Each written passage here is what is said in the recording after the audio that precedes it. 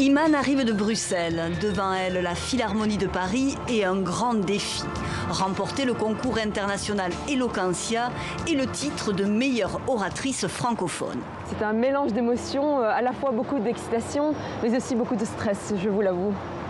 L'étudiante en première année de droit, boxeuse à 16 heures, va devoir affronter 5 autres finalistes et un immense auditoire. 2400 personnes sont attendues. Pour moi, le plus important, c'est de briller sur scène. Dernière répétition avant le grand moment. Pour la première fois, la Belgique est en finale du concours Eloquentia. Un concours et un programme de formation initié en 2012 par Stéphane de Freitas pour inciter les jeunes à prendre la parole.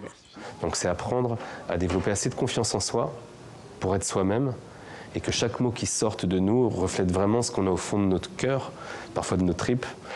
7 minutes pour convaincre, séduire et défendre un thème imposé lié à l'actualité. Bon, c'est rigolé, on va parler d'islam ce soir. Oh, pas tant que ça, calmez-vous. Une cérémonie festive, un public enjoué et un jury qui écoute attentivement chaque candidat jouer, jongler avec les mots, slammer, rapper et s'engager avec humour ou gravité, à chacun son style.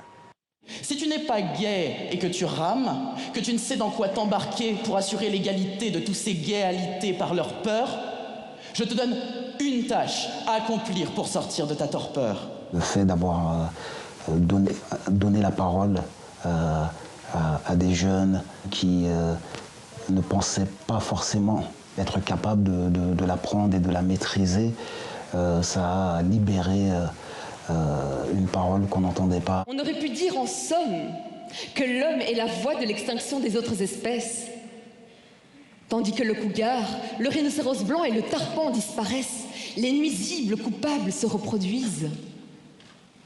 Le Zemmour.